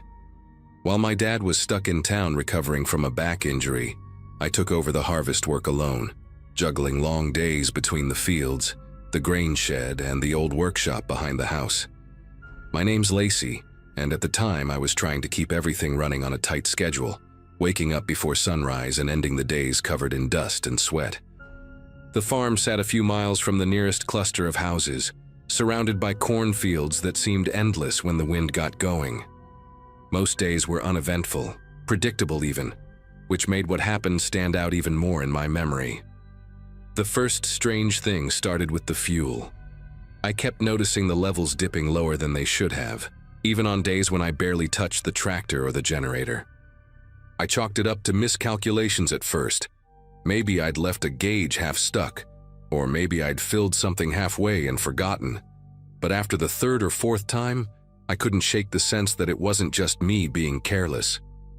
I remember staring at the big diesel barrel by the shed late one afternoon, the sun sinking behind the trees and giving everything a kind of orange haze, and thinking the numbers weren't adding up no matter how much I tried to justify it. It bothered me enough that I started double-checking locks and writing down amounts in a small notebook I kept in my back pocket. One evening, after a long stretch of work left me too wired to sleep, I caught myself walking around with a flashlight, scanning the edges of the property like I expected something to step out. Nothing did, just the rustling of tall corn stalks shifting in the wind and the occasional creak of the barn settling for the night. But as I stood there listening, I got this weird sense of being observed, like there was attention on me from somewhere I couldn't pinpoint. Not fear exactly, more like a slow awareness creeping in that the fuel issue might not be random.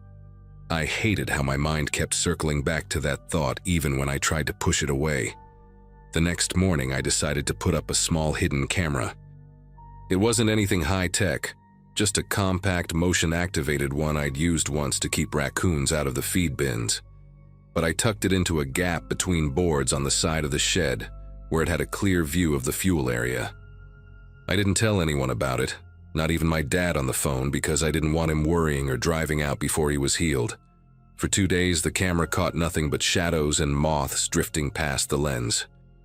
Then, on the third night, when I sat down after dinner and checked the footage on my laptop, I felt my chest tighten in a way I'd never experienced before. 3 men, 3 different men, walked straight into the camera's view, all wearing dark jackets, moving like they knew exactly where they were going, and exactly when no one would see them. Seeing those men on the screen felt unreal at first, like I'd stumbled into footage from someplace else by mistake. They didn't look lost or curious. They moved with this quiet confidence, checking the fuel barrel, glancing toward the house, and then walking back toward the cornfield in a single file line. One of them, tall, broad shoulders, a messy beard, paused a little longer than the others, turning his head just enough that I saw the reflection of the camera's faint infrared glow in his eyes. He didn't step closer or do anything dramatic, but the way he kept still for those few seconds made my pulse thud in my ears. It wasn't a look of surprise. It was like he was waiting. I replayed that clip over and over, each time hoping I'd misread something, but every detail pointed to the same conclusion. They'd been coming onto the property long before I noticed the fuel issue. The timestamps showed them slipping in roughly the same time each night, always from the far edge of the field where the corn grew thickest. Nothing about their movements looked rushed. They weren't trying to grab supplies and bolt. They were studying the place. Studying me, honestly. I sat there at the kitchen table with the laptop open, listening to the old refrigerator buzz, and tried to steady my breathing enough to think straight. My first instinct was to call someone, anyone, but the nearest neighbor lived too far down the road, and the spotty cell service around the property made calls drop unless I stood near the kitchen window. Part of me didn't want to risk stepping outside at all.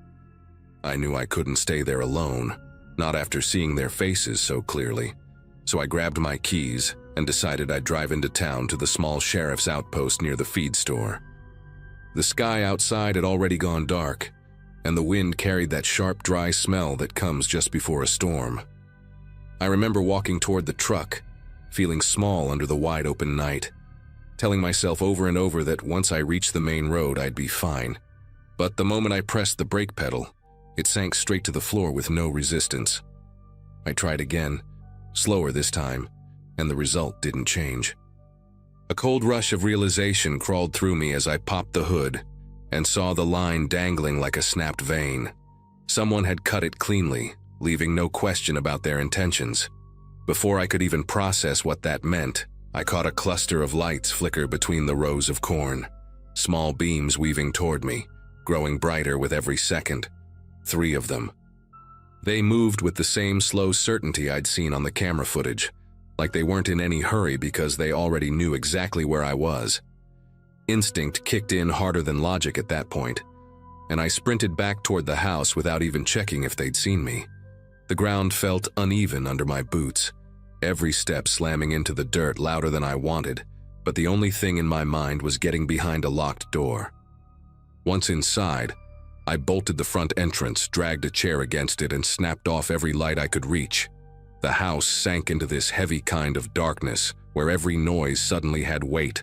The ticking of the hallway clock, the faint hum of wiring in the walls, even the shifting of wood as the temperature dipped. I crouched near the window but kept low enough that no one outside could spot me.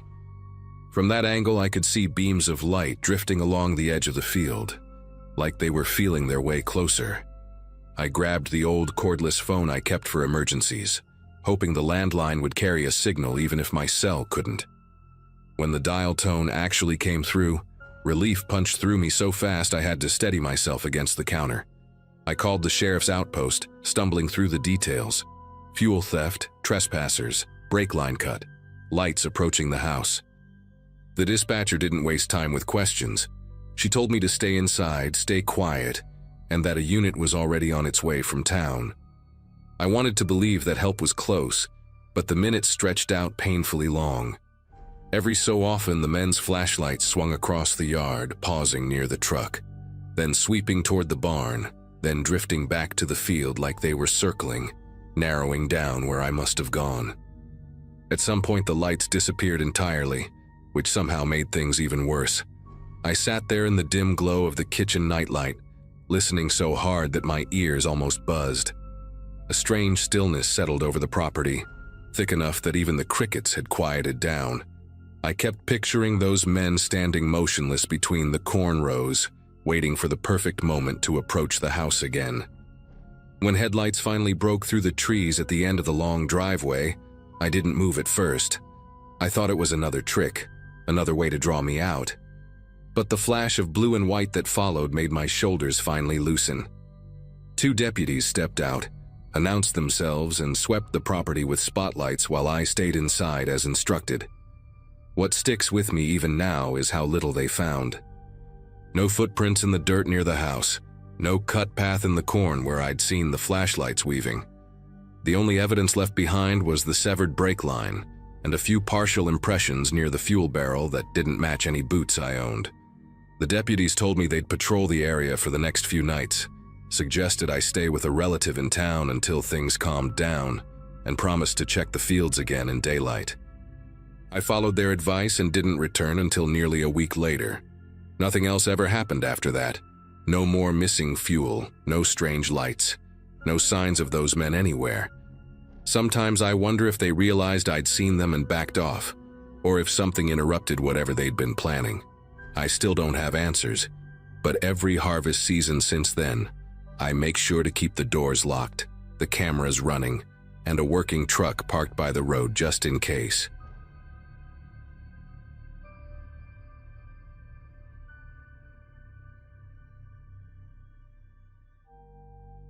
I'd been spending most of my days helping my parents manage the farmland that had been in our family for as long as anyone could remember.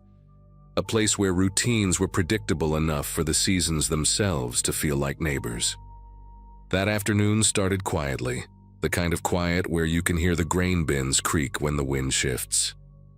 I remember sorting through storage boxes in the shed, still dusty from generations of use, when a white truck I didn't recognize turned onto our long driveway. The tires kicked up a thin trail of pale dirt, and even before the engine shut off, I caught myself wondering why anyone from the county would show up without calling first. My brother Evan stepped out from the barn with a puzzled look, wiping sweat from his forehead with the back of his sleeve. I wasn't expecting company, neither was he, and both of us kept waiting for some familiar signal that never came. A man in a navy jacket with a laminated badge hanging from a flimsy clip stepped out of the truck, moving like someone who already knew where he was headed. There was something rehearsed about the way he held a clipboard against his side, like the papers weren't actually for writing but for acting the part.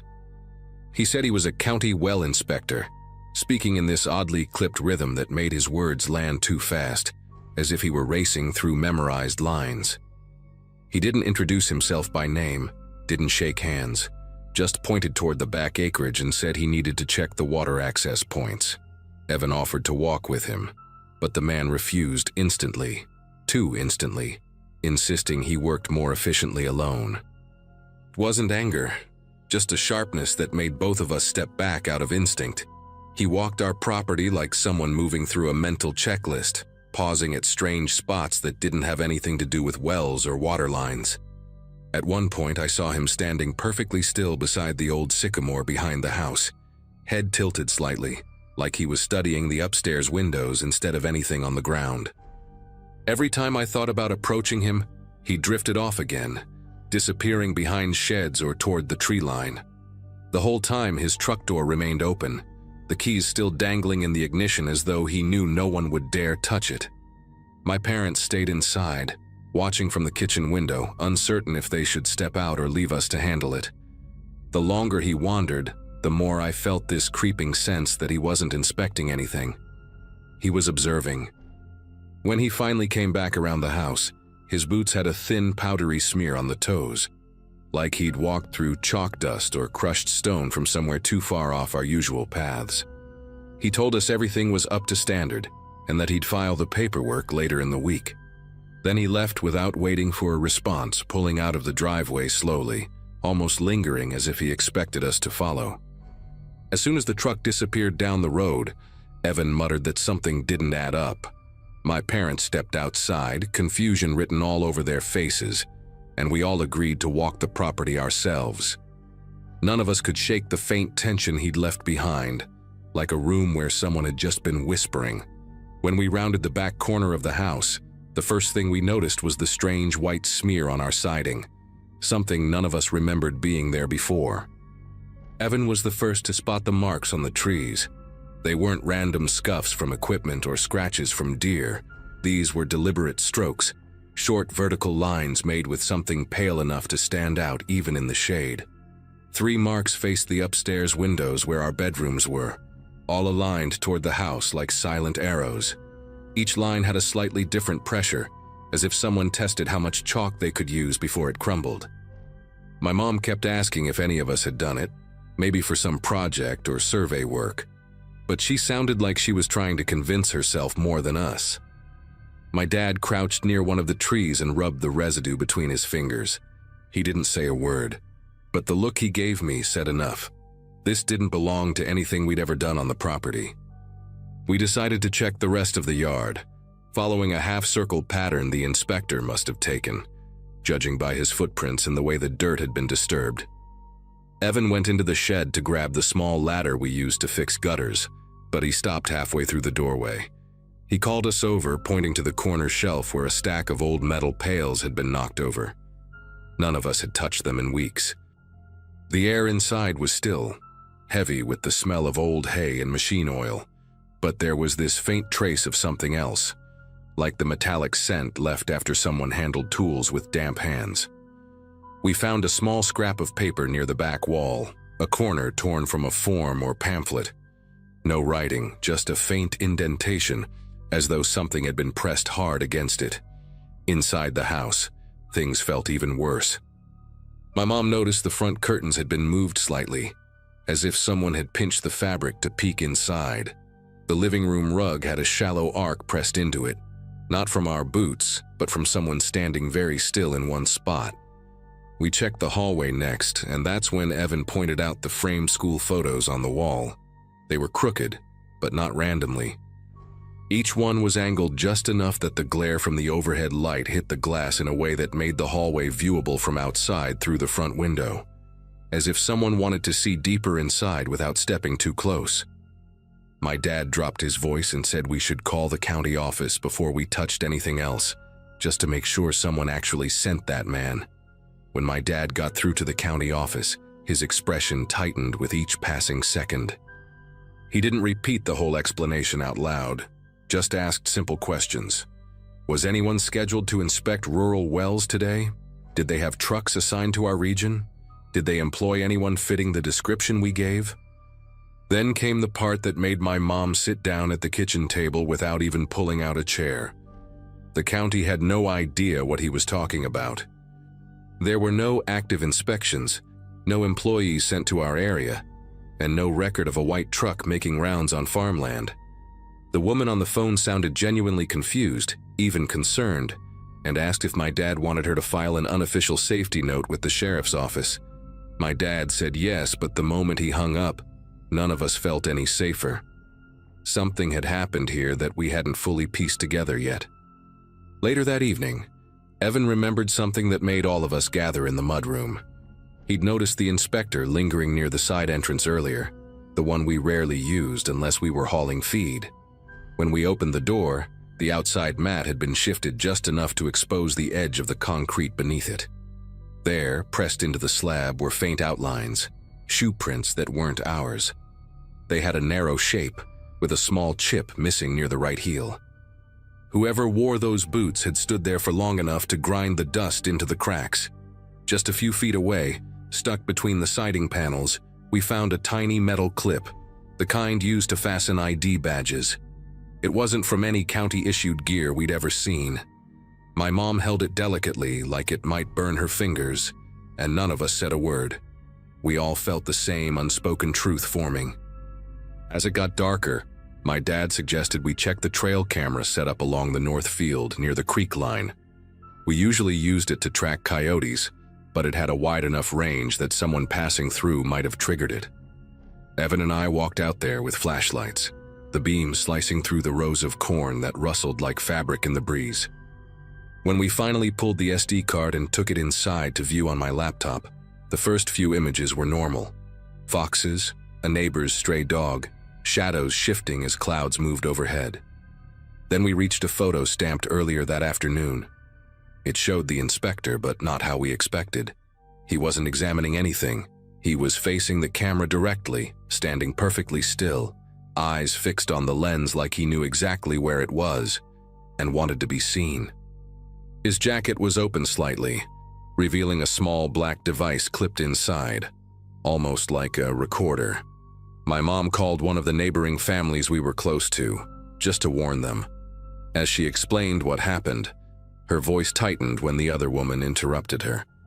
3 farms nearby had been hit by home invasions recently, all within the past few months. The intruders left behind chalk marks on trees, always facing bedroom windows, along with signs that someone had studied the homeowners' routines.